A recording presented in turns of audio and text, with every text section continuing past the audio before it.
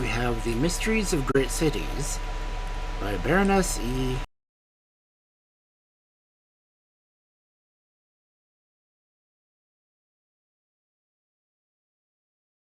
Story is The Glasgow Mystery.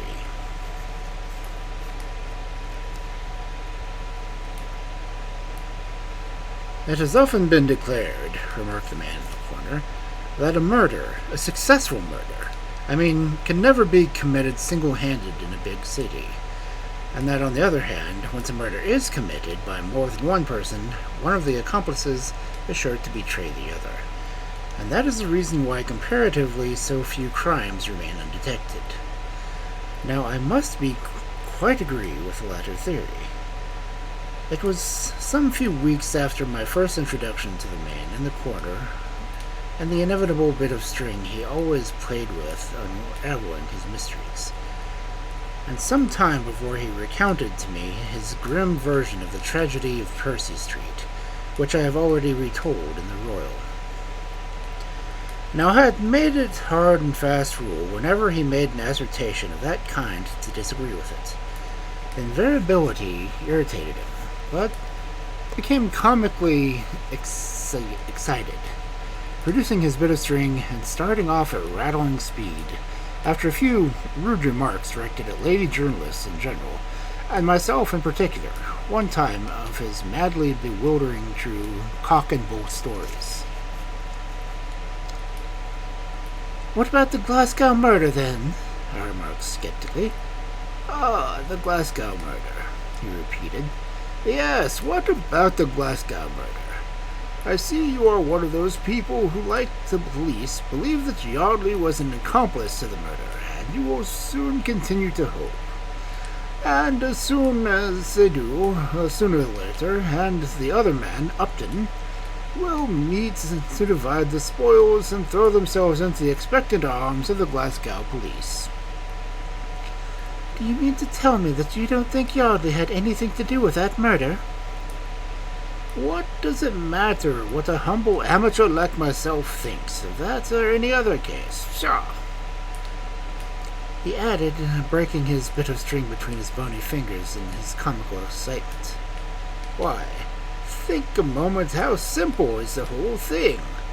There was Miss Carmichael, the widow of the medical officer, young, good-looking, and fairly well off, who, for the sake of company, more than the actual profit-making, rents one of the fine houses in Combine Crescent with a view to taking in paying guests. Her house is beautifully furnished. I told you she is fairly well off, but she has no difficulty in getting boarders. The house is soon full.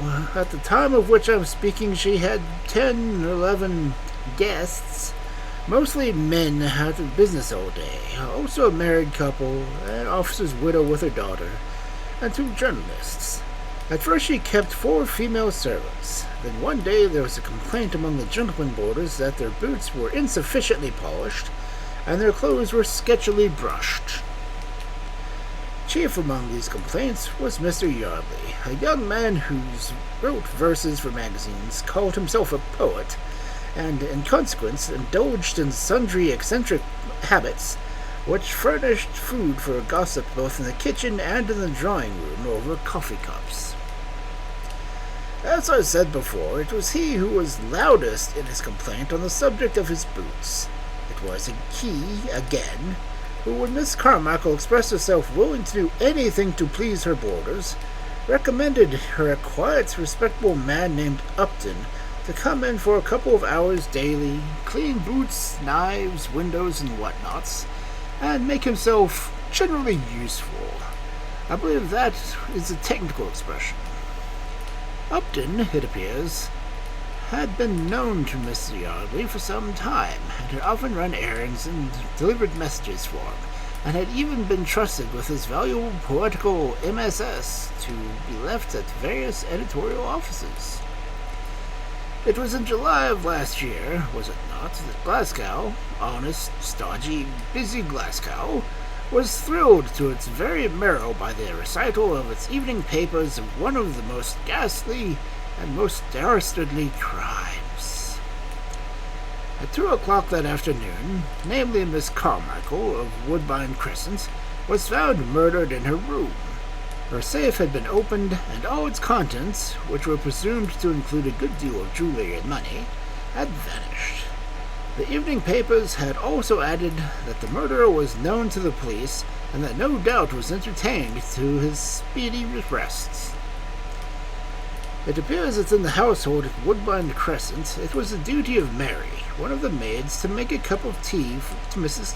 Carmichael every morning at 7 o'clock. The girl was not supposed to go into the room, but merely to knock at the door, wait for a response from her mistress, and leave the tray outside on the mat.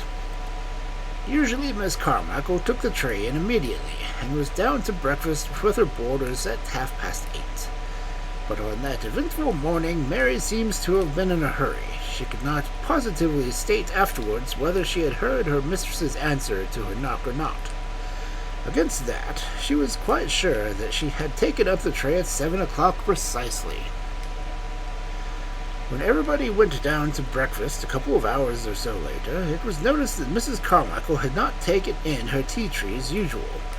A few anxious comments were made as to the genial hostess being unwell, and then the matter was dropped. The servants did not seem to have been really anxious about their mistress during the morning. Mary, who had been in the house for 2 years, said that once before Mrs. Carmichael had stayed in bed with a bad headache until 1 o'clock. However, when the lunch hour came and went, Mrs. Tyrrell, one of the older lady boarders, became alarmed. She went up to the hostess's door and knocked on it loudly and repeatedly, but received no reply. The door, mind you, was locked or bolted, presumably, of course, from the inside. After a consultation with her fellow boarders, Mrs. Tyrrell at last, feeling that something must be very wrong, took it upon herself to call the police.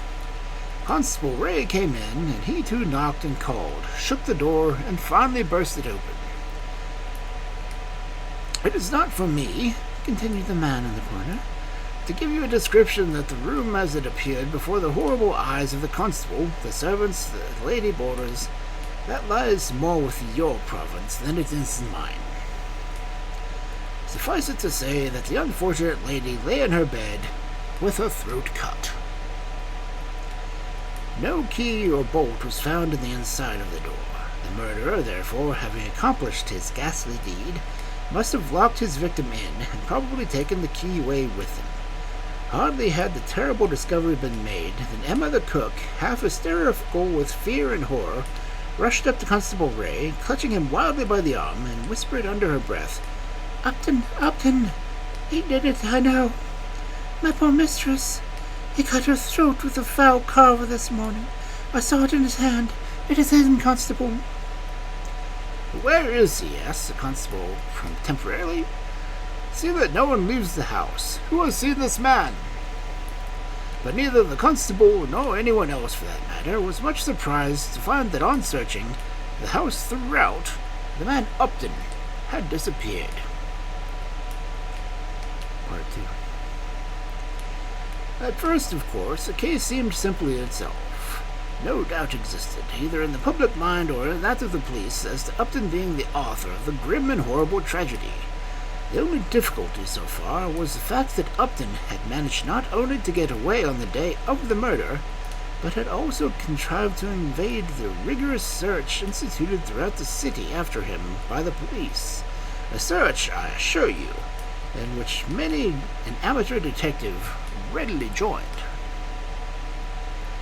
The inquest had been put off for a day or two in the hope that Upton might be found before it occurred. However, 3 days had now elapsed, and it could not be put off any longer. Little did the public expect the sensational developments which the case suddenly began to announce. The medical evidence revealed nothing new. On the contrary, it added to its usual quota of vague indifferences, which so often helps to puzzle the police. The medical officer had been called in by Constable Ray directly after the discovery of the murder. That was about 2 o'clock in the afternoon. Death had occurred a good many hours before that time, stated Dr. Dawlish. possibly 9 or 10 hours, but it might also have been 11 or 12 hours previously. Then Emma the cook was called. Her evidence was, of course, most important, as she had noticed and talked to the man Upton the very morning of the crime. He came as usual to his work about 6:45, but the cook immediately noticed that he seemed very strange and excited. "What do you mean by strange?" asked the coroner.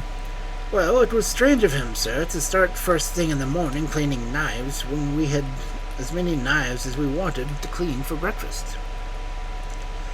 "Yes, he started cleaning knives. Then what did he do?" "Oh, he turned and turned in their knife machines so that I told him that he would be turning all the edges. Then he suddenly took up a file carver and said to me, 'This file carver is awfully blunt. There is a steel.' I says to him, 'And the sideboard, of course, in the dining room.' And he goes off to the file carver in his hand, and this is the last I ever saw of the carver and of Upton himself." "Have you known Upton long?" asked the coroner. "No, sir, he had only been in the house 2 days. Mr. Yardley gave him a character, and the mistress took him on it, to clean boots and knives. His hours were 6:30 to 10, and he used to turn up about 6:45. He seemed obliging and willing, but not much up to his work, and he didn't say much. But I hadn't seen him so funny except that morning when the poor Mrs. was murdered." "Is this the carver you speak of?" asked the coroner, directing a constable to show one of he's held in his hand of the witness. With renewed historical weeping, Emma identified the carver as the one she had last seen in Upton's hand. It appears that Detective Murdoch had found the knife together with the key of Miss Carmichael's bedroom door under the hall mat. "Sensational, wasn't it?" laughed the man in the corner. "All in the style of the penny novelette. Sensational, but not very mysterious."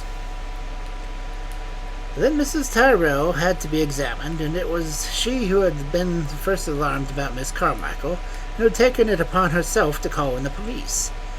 Whether through spite or merely coincidental, Mrs. Tyrrell insisted that her evidence on the fact that it was Mr. Yardley was indirectly responsible for the awful tragedy, since it was he who had introduced the man Upton into the house. The coroner felt more interested. He thought he would like to put a few questions to Mr. Yardley. Now, Mr. Yardley, when called up, did not certainly look prepossessing, and from the most first persons present were prejudiced against him. He was, as I think I said before, a rara avis, a successful poet. He wore dainty scraps of magazines and weekly journals.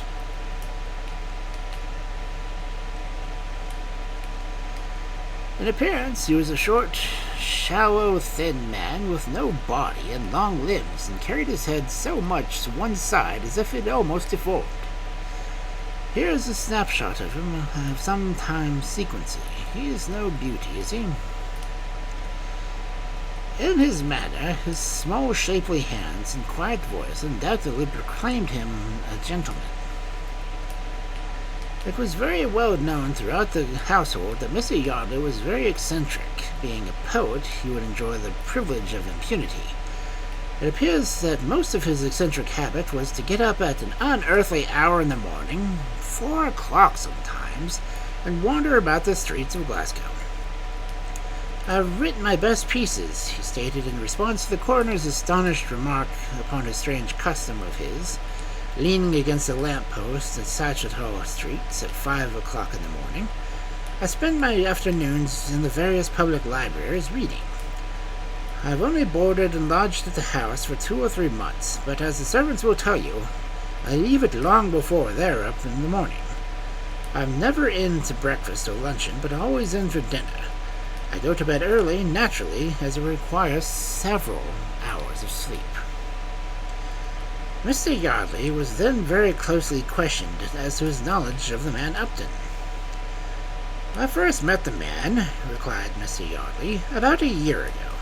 He was loafing in Buchanan Street, outside the Herald office, and spoke to me, telling me of a most pitiable tale, namely that he was an ex-composer who had to give up his own work, failing to eyesight, and see that striven for weeks and months to get some other kind of employment, spending it in the meanwhile at hard-earned savings of many years' toil.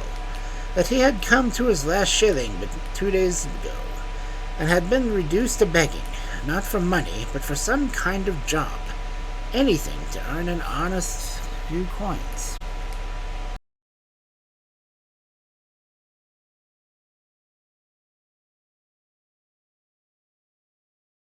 Well, I somehow liked to look at the man. Moreover, as I just happened to once to send a message to the other end of city, I sent Upton. Since then I've seen him almost every day. He takes my manuscripts for me to the editorial offices and runs various errands. I recommended him to one or two of my friends, and they have always found him honest and sober. He has eked out a very meager livelihood in this way, and when Miss Carmichael thought of having a man in the house to do odd jobs, I thought I should be doing a kind of active recommended Upton to her. Little did I dream when that terrible consequences of such an act would bring it in its trail. I can only account for a man's awful crime by thinking that perhaps his mind had become suddenly unhinged. All this seemed plain and straightforward enough. Mr. Yardley spoke quietly, without the slightest nervousness or agitation. The coroner and jury both pressed him with questions upon the subject of Upton, but his attitude remained equally self-possessed throughout. Perhaps he felt, after somewhat severe cross-examination on the part of the coroner, who prided himself on his talent in that direction, that a certain amount of doubt might lurk in the minds of the jury, and consequently the public. Be that as it may, he certainly begged that 2 or 3 of the servants might have recalled in order to enable them to state definitely that he was out of the house as usual when they came downstairs in the morning. One of the housemaids recalled fully corroborated the statement. Mr. Yardley's room, she said, was on the ground floor next to the dining room. She went into the room about 6:30, turned down the bed, and began tidying it up generally. There was only one other witness of any importance to examine, one other boarder, Mr. James Lucas, a young journalist employed by the editorial staff of the Glasgow Banner. The reason why he had been called specifically was because he was well known to be one of the privileged guests of the house, and had been more intimate with the deceased than any of the other boarders. The privilege, it appears, chiefly consisted in being admitted to coffee and possibly whiskey and soda after the dinner, in Mrs. Carmichael's special private sitting room. Moreover, there was a generally accepted theory among some of the other boarders that Mr. James Lucas entertained certain secret hopes with regard of his amiable hostess, and that, but for the fact that he was several years her junior, she might have encouraged these hopes. Now, Mr. James Lucas was the exact opposite of Mr. Yardley, the poet. Tall, fair, athletic, his appearance would certainly prepossess anyone in his favor. He seemed very much upset, and recounted as much, evidently genuine feeling. His last interview of the unfortunate lady, the evening before the murder. I spent about an hour with Miss Carmichael in her sitting room, he concluded, and parted with her about 10 o'clock. I then went to my club, where I stayed pretty late, until closing time, in fact. After that I went out for a stroll, and it was 2:15 by my watch when I came in. I let myself in with my latchkey. It was pitch dark in the outer hall, and I was groping for my candle when I heard a sound of a door opening and shutting in one of the floors above, directly after someone coming down the stairs. As you might have seen yourself, the hallway is divided from the inner one by a glass door, which on this occasion stood open. In the inner hall there was a faint glimmer of light, which worked its way down from the skylight in one of the railings. And by this glimmer I saw Mr. Yardley descending the stairs, cross the hall, and go into his room. I did not see, and I did not speak. An extraordinary, almost breathless hush had descended over all those assembled, and the coroner sat with his chin buried in his hand, his eyes resting searchingly on the witness who had just spoken. The jury had not uttered a sound. At last, the coroner inquired. Is the jury to understand, Mr. Lucas, that you can positively swear that at 2:15 in the morning, or thereabouts, you saw Mr. Yardley come down the stairs from one of the floors above and go into his own room, which is on the ground floor? Positively. That was enough. Mr. Lucas was dismissed and Mr. Yardley was recalled. As he once more stood in the corner, his curious one-sided stoop, his swollenness and length of limbs seemed even more marked than before. Perhaps he was a shade or two paler, but certainly neither his hands nor his voice trembled in the slightest degree. Questioned by the coroner, he replied, Mr. Lucas is often mistaken. At that hour, names, I was in bed asleep. There had been an examination of breathless interest when Mr. James Lucas made his statement, but that excitement and breathlessness was nothing compared with the absolutely dumbfounded awe which fell over everyone there, as a sallow, half-deformed little poet gave the former witness so completely, so emphatically the lie. The coroner himself hardly knew how to keep the professional dignity as the utmost gasped in inquiry. Then the jury is to understand that you two swear positively that at 2:15 on the particular morning you were in bed and asleep. Positively.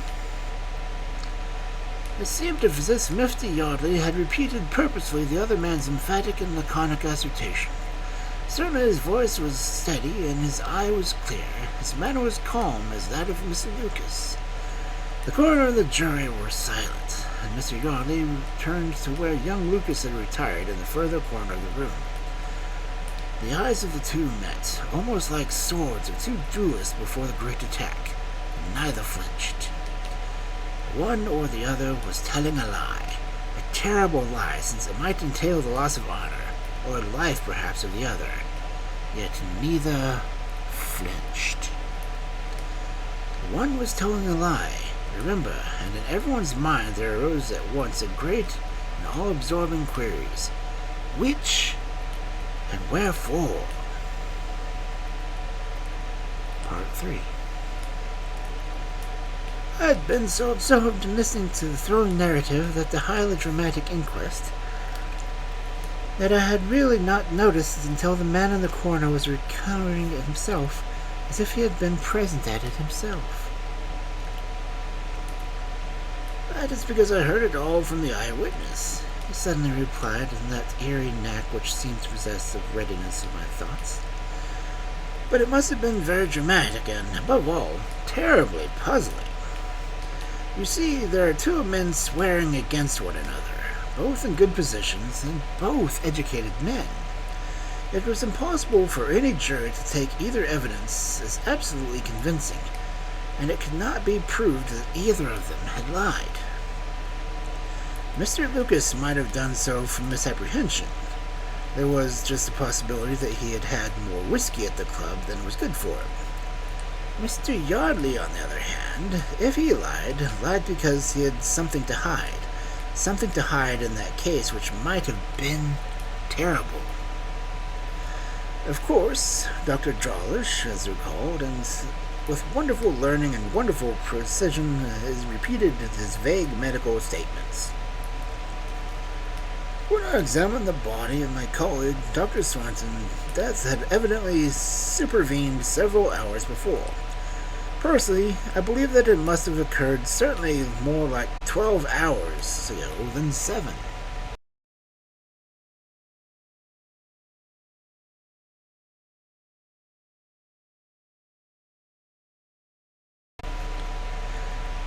More than that he could not say. After all, medical science has its limits. Then Emma the cook was called again. There was an important point which, oddly enough, had been overlooked up to this moment. The question, namely, of the doormat under which the knife, which, by the way, was blood-stained, and also the key of Miss Carmichael's bedroom door was found.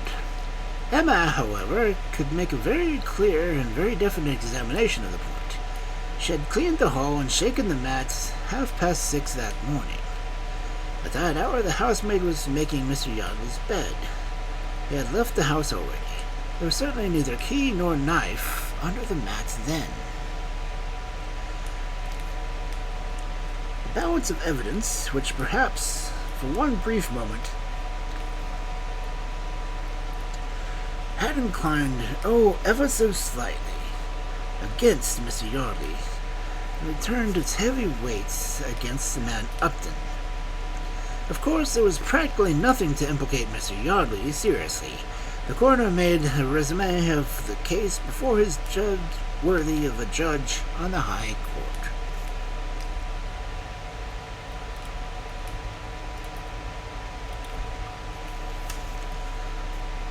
He recapitulated all the evidence. It was very strong, undeniable, damning against Upton, and the jury could arrive but one conclusion with regard to him.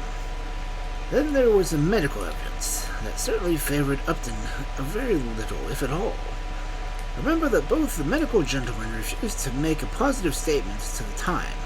Their evidence could not, therefore, be said to weigh either for or against anyone.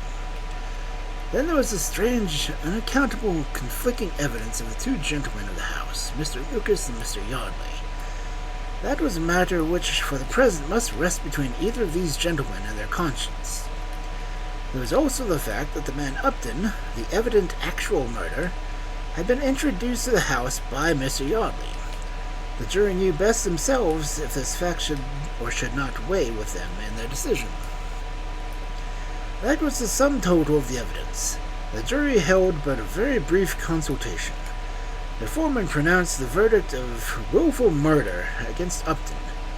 Not a word about Mr. Yardley. What could they have said? There was really no evidence against him, not enough, certainly, to taint his name forever with so heinous a blight. In a case like that, remember, the jury are fully aware that the police would never for a moment lose sight of a man who had so narrowly escaped a warrant as Yardley had done.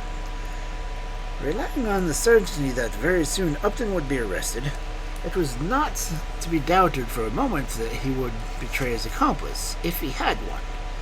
Criminals in such a plight nearly always do. In the meanwhile, every step of Yardley would be dogged, unbeknown to him, even if he attempted to leave the country. As for Upton, the man was at corner paused. He was eyeing me through the great bone-trimmed spectacles, watching his ironical delight, my evident breathlessness, interest in his narrative. I remembered the Glasgow murder well. I remembered the talks, the arguments, the quarrels that would raise in every household. Was Yardley an accomplice? Did he kill Mrs. Carmichael at 2 a.m? Did he tell a lie? If so, why? Did Mr. James Lucas tell a lie? Many people, I remember, held to this latter theory, more particularly as Mrs. Carmichael was still proved some days later, and it was found that she had left all her money to him. For a little while, public opinion veered dead against him. Some people thought that if he were innocent, he would refuse to touch a penny of her money. Others, a more practical turn of mind, did not see why he should not. He was a struggling young journalist, and the lady was obviously been in love with him and intended to marry him. She had the perfect right, as she had no children and no near relative, to leave her money to whom she chose, and it would indeed be hard for him if, though the fact of miscreants, he should at one fell swoop be deprived of both wife and fortune. Then, of course, there was Upton. Upton. And the police could not find. Who must be guilty, seeing that he so hid himself, who never would have acted hideously comedy in this Carver? Why should he have willfully drawn attention to himself and left, as it were, his visiting card on the scene of the murder? Why? Ah, yes, why? Came as a funny shrill echo from my eccentric vis-a-vis. I see that in spite of my earnest endeavor to teach you to think out a case logically and clearly, you start with a preconceived notion, which naturally leads you astray because it is preconceived, just like any blundering detective in these besotted islands. Preconceived, I retorted indignantly. There's no question of preconception, whether Mr. Yardley knew of the contentment of the murder or not. Whether he was an accomplice or Mr. Lucas, there's one thing very clear, namely that Upton was not innocent in the matter. What makes you say that? He asked blandly. Well, obviously, because if he were innocent, he would not have acted in the hideous tragic comedy with the carver. He would not, above all, have absolutely damned himself by disappearing out of the house and out of the sight at the very moment when the discovery of Miss Carmichael's murdered body had become imminent.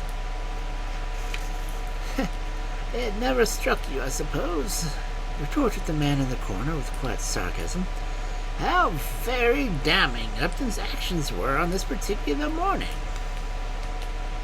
Of course they are very damning. That is just my contention. And you have never then studied my methods of reasoning sufficiently to understand that when a criminal, a clever criminal, mind you, appears to be damning himself in the most brainless fashion, that is the time to guard against the clever pitfalls he is laying up for the police? Exactly. That is why I, as well as many people convinced with journalism, believe that Upton was acting in comedy in order to save his accomplice. The question only remains as to who his accomplice was. He must have been singularly unselfish and self-sacrificing, then. How do you mean? Well, according to your arguments, Upton heaped up every conceivable circumstantial evidence against himself in order to shield his accomplice. Firstly, he acts the part of strange, unnatural excitement. He loudly proclaims that the facts that he leaves the kitchen with a fowl carver in his hand. Thirdly, he deposits that same blood-stained knife and the key of Miss Carmichael's room under the mat a few moments before he leaves the house. You must own that the man must have been selfishly unselfish since, if he is ever caught, nothing would save him from the gallows, whilst, unless a great deal more evidence can be brought up, his accomplice could continue to go about free. Yes, that might be, I said thoughtfully. It was, of course, part of the given plan. Many people held that Upton and Yardley were great friends. They might have been brothers. Who knows? Yes, who knows? He repeated scornfully, as getting more and more excited, his long fingers wound and unwound his bit of string, making curious, complicated knots, and then undoing them feverishly. Do brothers usually so dote on each other that they are content to swing for one another? And have you never wondered why the police never found Upton? How did he get away? Where is he? Was he swallowed up by the earth? Surely a clumsy brute like that, who gives himself hopelessly away on the very day that he commits a murder, cannot have brains enough to hide altogether away from the police. A man who, before a witness, selects the weapon with which he means to kill his victim, and who then deliberately leaves it blood-stained there where it was sure to be found at once? Why imagine such a consummate fool evading the police? Not a day, not a week, not a month, but nearly 2 years now.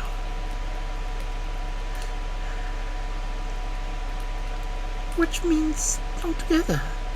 Why such a fool as you, the public and the police have branded him, would have fallen into a trap within 24 hours of his attempt to evasion, whereas a man who has planned and accomplished the murder was a genius before he became a blackguard?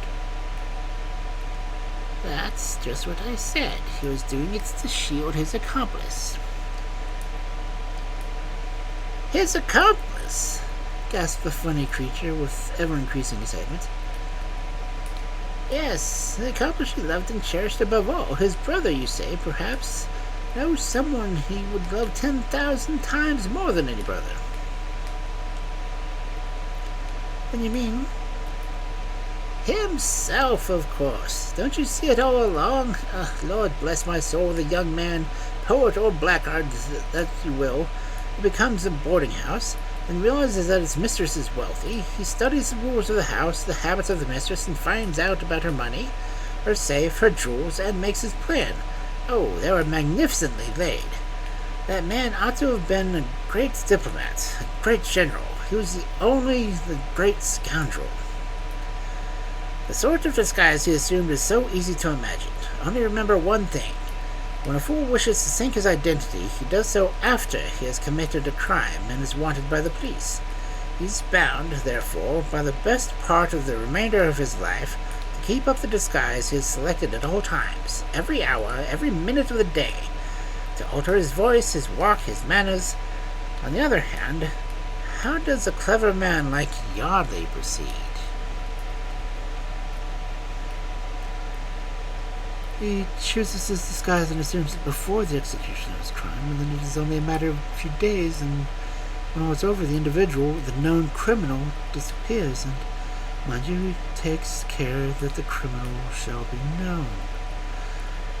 Now, this case upon Upton is introduced to the house, and he calls one evening on Miss Yardley's recommendation. Miss Carmichael sees him in the hall for a few moments, arranges the question of work and wages, and after that he comes every morning with a dirty face, tousled hair, false beard, and mustache. The usual type of odd job man that is very much down on his luck. Works lies in the kitchen, where no one sees him upstairs, whilst the cook and the kitchen folk never see Mr. Yardley. After a while, a little something, carelessness perhaps, might reveal the trick, but the deception is only carried on 2 days.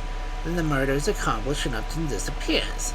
In the meanwhile, Mr. Yardley continues his eccentric habits. He goes out at unearthly hours, is a poet, is out in the town while Upton carries on his comedy with a carving knife.